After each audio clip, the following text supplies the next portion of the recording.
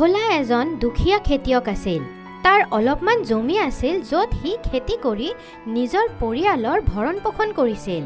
যি পইচা বাচি যায় সেয়া সি প্ৰয়োজনীয় খৰচৰ বাবে থৈ দিয়ে। এদিনাখন, ভোলা দাদা, এইবাৰতো বৰষুণৰ কোনো লক্ষণে নাই। ফচল কেনেকুৱা হ'ব? বৰ চিন্তা হৈ আছে। তুমিতো বৰ নিশ্চিন্ত যেন লাগি আছে। এতিয়া যেনে তেনে ফচলটো কৰিবই লাগিব। তাৰ বাবে যদি টিউবৱেলৰ পৰা পইচা লৈ পানীও আনিব লাগে সেয়াও কৰিব লাগিব। ছোৱালীজনীৰ বিয়াও ওচৰত আহি গৈছে। তুমি লালাৰ পৰা যি আগতে পইচা লৈছিলা সেয়া দি দিলা?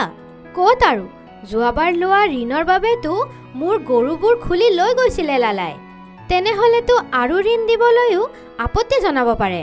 সুদো বহুত বেছি ল'ব। চোৱা ভাই, গৰুবোৰ গাখীৰ দি আছিল, তাৰ লাডটো খাবই লাগিব। আমাৰ নিচিনা মানুহৰ ভাগ্যই এনেকুৱা। আমাৰ পূৰ্বপুৰুষেতো আমাৰ বাবে জমি থৈ গৈছে, কিন্তু আমি এয়াও চম্ভালিব পাৰিম নে নাই সেয়াতো সন্দেহ আছে। ক'ৰবাত বেচাৰ কথাটো ভাবা নাই? আৰে সেয়াতো সময়ে ক'ব। যদি ঋণ নাপাওঁ তেনেহ'লে খৰচ কেনেকুৱাকৈ কৰিম? দুয়োজন কথা পাতি আছিল তেতিয়াই, দেউতা চাহ লোৱা, মই স্কুললৈ গৈ আছোঁ। মাজনী, লল্লনৰ বাবেও চাহ আছে জানো? হয় দেউতা, লৈ আহিছোঁ। দুয়োজন বহি চাহ খায়ে আছিল কি হঠাৎহে লালা তাতে আহি গ'ল। আচ্ছা, ইয়াতে চাহৰ বৈঠক চলি আছে। আহক লালা, আপুনিও চাহ খাওক। আৰে নহয় নহয়, তোমালোক খোৱা, মইতো এবাৰেই চাহ খাওঁ। মই অলপমান চহৰৰ ফালে গৈ আছিলোঁ। ভোলা, গধূলি আমাৰ গৰুবোৰ অলপমান লৈ আহিবা। মোৰ চাগে দেৰি হৈ যাব পাৰে উভতি আহিবলৈ। ঠিক আছে লালা। লালা যোৱাৰ পিছত তোমাৰ গৰুবোৰো লৈ গৈছে আৰু তোমাকে গৰুবোৰ বান্ধি ৰখাৰ কথা কৈ আছে। আচৰিত মানুহ হয়।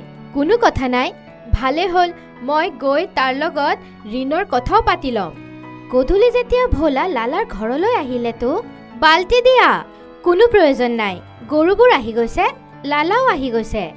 আচ্ছা ঠিক আছে, অলপমান লালাক লগ কৰিবলৈ আছিল। আপুনি বহক, এতিয়াই মাতি দি আছোঁ। কি হৈছে ভোলা? লালা ডাঙৰীয়া, মোৰ খেতৰ ওচৰত আপোনাৰ এখন টিউবৱেল আছে না? হয়, কিনিব বিচৰা নেকি? লালা ডাঙৰীয়া, কিয় মোৰ কাটি যোৱা ঘাঁহটোত আৰু নিমখ ছিটিকিয়াই আছে। ইমান যদি পইচা মোৰ ওচৰত থাকিলে হয় তেনেহ'লে মোৰ সন্তান সমান গৰুবোৰক আপোনাৰ পৰা লৈ নগলো হয়। হা হা হা হা, সুধিতো তেনেকুৱাকৈয়ে আছিলা। যদি আৰু এসপ্তাহ বৰষুণ নহয় তেনেহ'লে ধানবোৰ বেয়া হৈ যাব।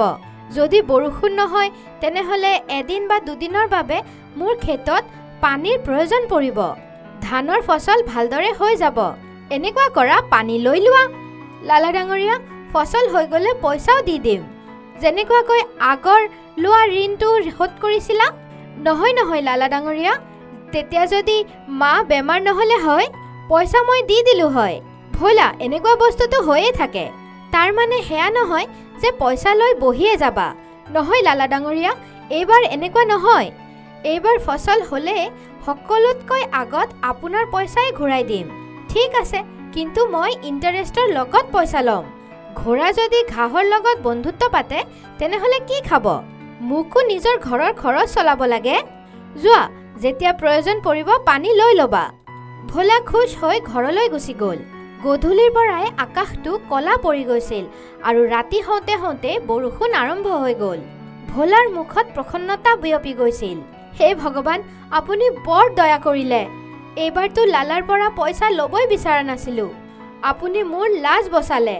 তিতি তিতি যেতিয়া সি ঘৰলৈ আহিল তেতিয়া বাৰাণ্ডাতে নিজৰ চুলি মুচি মুচি পত্নীক মাত দিলে, যমুনা, যমুনা, অলপমান গৰম গৰম চাহ খুৱাই দিয়া। আজিতো ভগৱানো আমাৰ নিচিনা দুখীয়া মানুহৰ কথা শুনিছে। বৰ ভাল বৰষুণ হৈ আছে। হয়, এইবাৰ যদি ভাল ফচল হৈ যায় তেনেহ'লে লালাৰ তাৰে পৰা আমাৰ গৰুবোৰ নিশ্চয় লৈ আহিবা। গোৱাল ঘৰটো খালী খালী লাগে। বাছ তুমি ভগৱানৰ ওচৰত এয়াই প্ৰাৰ্থনা কৰা, চব যেন ভাল হৈ যায়। বৰষুণ হোৱাৰ বাবে গোটেই গাঁৱৰ মানুহ আনন্দিত হৈ গৈছিল। সকলো খেতিয়ক নিজৰ নিজৰ জমিত গান গাই গাই কাম কৰি আছিল। কেইমাহমান পিছত সকলোৰে খেতিত ফচল ৰেডি হৈ গৈছিল। এইবাৰতো এনেকুৱা ধান হৈছে কি ছোৱালীজনীৰ বিয়াও ভালদৰে হৈ যাব। লালাৰ তাৰে পৰা গৰুবোৰকো লৈ আহিম আৰু অলপমান পইচাও বাচি যাব। দ্বিতীয় দিন ভোলা যেতিয়া খেতিত গ'লে দেখিলে লালা তাৰ খেতিৰ ওচৰত থিয় হৈ তাৰ ধানৰ পুলিবোৰক হাতত লৈ সঁহাৰি আছিল। লাগি আছে এইবাৰ ভোলা ঋণমুক্ত হৈ নিজৰ গৰুবোৰক লৈয়ে যাব। মোক কিবাটো কৰিবই লাগিব। তেতিয়া ভোলা আহি গ'ল। কি হৈছে লালা ডাঙৰীয়া?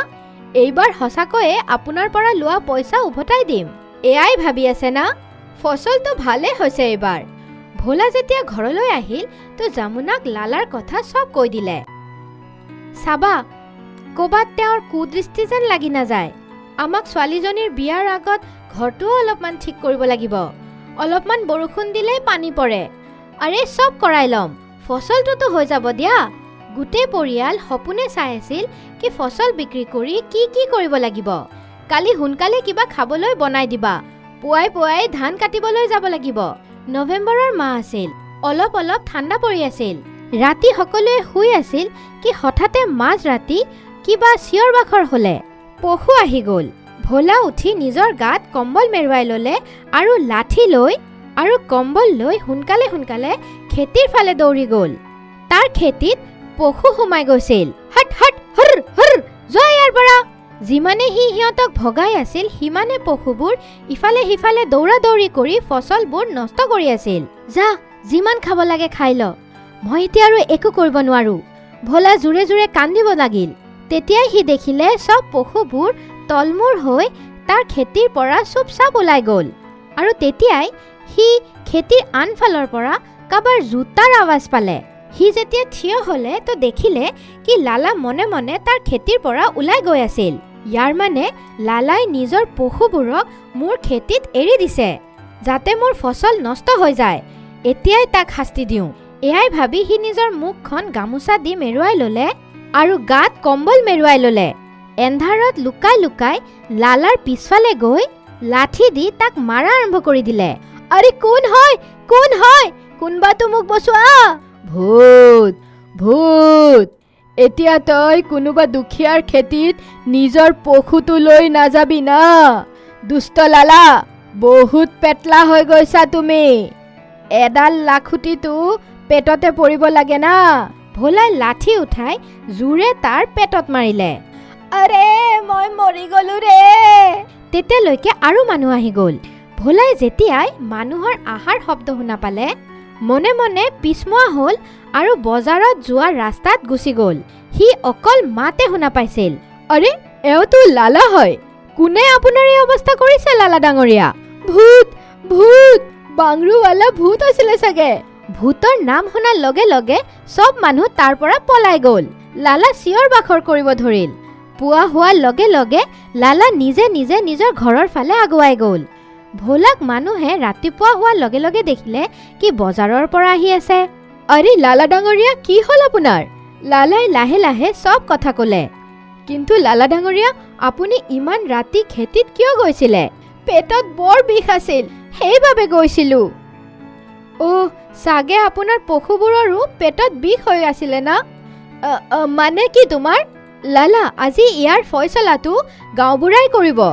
এয়া কৈ ভোলা ঘৰৰ ভিতৰত সোমাই গ'ল। ভোলা সেইদিনাখন গাঁওবুঢ়াক মাতিলে। আগদিনা ৰাতি হোৱা সম্পূৰ্ণ ঘটনাৰ বিৱৰণ দিলে। ভোলা, তোমাৰ কথাৰ ওপৰত যদি বিশ্বাস কৰিও লওঁ, লালাক কোনে মাৰিলে? গাঁওবুঢ়া, মই নিজ চকুৰে এওঁক বাউৰী ভূতে লাঠি দি মাৰি থকা দেখিছো। অকল লাখুটিটোৱে দেখিছিলো। সেয়েহে মই ভয় খাই পলাই গ'লো। সকলোৱে এয়াই ফয়চলা লৈছে যে ভোলাই যি ঋণ লৈছিলে লালাৰ এয়া নিজ কামৰ বাবে সেইবোৰক ক্ষমা কৰি দিব লাগিব আৰু ভোলাৰ গৰুবোৰকো উভতাই দিব লাগিব। ভোলা বৰ আনন্দিত হৈ গ'ল। পিছদিনা সি নিজৰ ধান কাটিলে। লোকচানটো হৈছিল, কিন্তু এইবাৰ ফচল সঁচাকৈয়ে বৰ ভাল হৈছিল। ভোলা যেতিয়া ধানবোৰ বিক্ৰী কৰি উভতি আহিলতো কিমান পইচা পালে? ভালদৰে ছোৱালীজনীৰ বিয়া কৰাম, সিমানটো পায়ে গৈছো। ঋণমুক্ত হৈ গ'লো, গৰুবোৰো আহি গ'ল। ভোলা আৰু চন্দাৰ চকুত আনন্দৰ চকু পানী আছিল।